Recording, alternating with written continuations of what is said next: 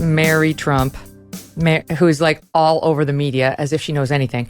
Mary Trump thinks you're the mole. So does Michael Cohen, by the way. They think that you're the mole down at Mar-a-Lago calling the DOJ to say Trump didn't turn over all of his documents. Do you care to reply to that?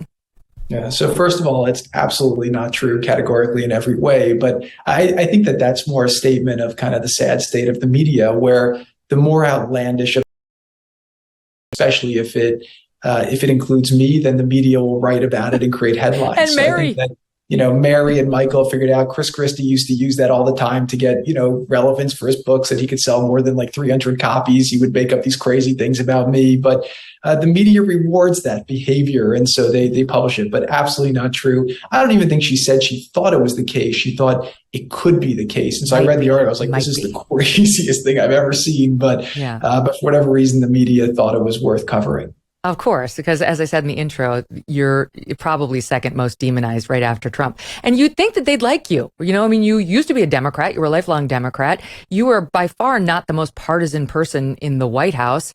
You'd think they'd say, all right, we could work with him. We could work with Ivanka. But no, for a bunch of different reasons, you had to be demonized as well. I mean, that's a whole different psychological discussion. But money, good looks, access to power, sort of slow and steady wins the day. That they don't like that. They want somebody who feeds the trough, continues leaking to them and giving them all good stories that they're going to get hits on. Anyway, couple things I want to get to. But also, Megyn, when I was there, I wasn't there to play the game. I wasn't trying to save political capital or, tell, bullshit somebody to their face and then go do something else. I was there to get things done. And that's really what I think the story in the book is just the race against the clock, where you only have so many time. It's a time duration game, and you have to use every minute possible to try to get as many things done. So my biggest criticism in the beginning was that I was taking on too many things and too many hard things. I was saying, well, why, if I'm giving up my career and my business and I'm spending time away from my family to do this, what am I going to take on a few things and easy things, like, try to make big difference. And again, I'm very gratified.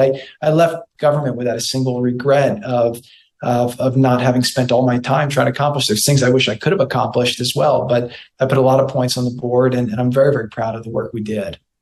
Here, I've got to read you. In the process, I'm okay with that. I've got to read you just this, forgive me, this one excerpt from this review of the book by the Times, which, to your credit, they hate. Breaking History, again, is the name of the book. Dwight Garner says it's soulless, Jared. He says it's soulless, and he says, okay, Kushner looks like a mannequin, which is interesting because that's what they said about Melania when Trump was running, which is, I thought, very sexist. So perhaps they aren't sexist. Perhaps they're doing this equal opportunity. And he writes like one, and peculiarly selective in his appraisal of Donald Trump's term in office. Here's what they're really mad about. Kushner almost entirely ignores the chaos, the alienation of allies, the breaking of laws and norms, the flirtations with dictators, the comprehensive loss of America's moral leadership, and so on ad infinitum, to speak about boyish tinkering, the mechanic, with issues he was interested in. Why didn't you write that book?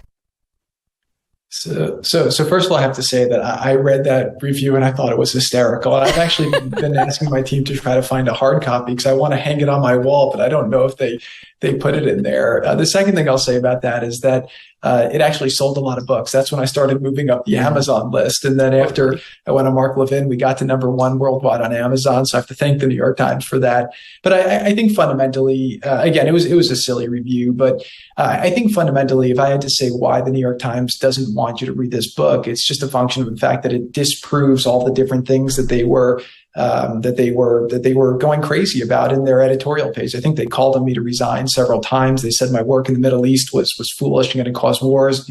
Footnote, we got 6 peace deals done. They didn't cover the criminal justice reform done. I mean, they write all these glowing articles about these social justice warriors, and then an issue that they've claimed to care about when Trump was doing it, to bring programs into prisons to help people figure out how to deal with drug addiction, mental health addiction, and get job training so that when they leave prison, they can figure out how to re-enter society and not commit future crimes. We did a lot of great work on trade, where we were able to fight to bring jobs back to America, and they just neglected to cover all these things. So they want you to believe that that Trump was incompetent, that we didn't get anything done, but the results are just totally contrary to everything that they wrote. So I took write his own book as a badge of honor. Yeah, Dwight should write his own book. You don't work for Dwight or the New York Times. We know what it would say already. It wouldn't be that interesting. Yeah, it's true. We've read it for 4+ years now. Like many of us, I am eating healthier these days, and that is why I love good olive oil. You got to have good olive oil. And by good, I mean fresh. Olive oil packs the most flavor and the healthiest nutrients when it's fresh from the farm. And that is the problem with supermarket olive oils. They're not fresh. They can sit on the shelf for months growing stale. That is why I love, and I do mean I love, my olive oil direct from small, award-winning farms thanks to a guy named TJ Robinson, also known as the olive oil hunter.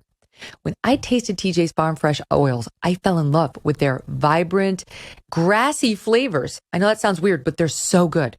They're incredibly delicious on salad, on veggies, pasta, meat, fish, you name it. When I first tried it, I was like, olive oil, it's all the same. Wrong. It's not all the same.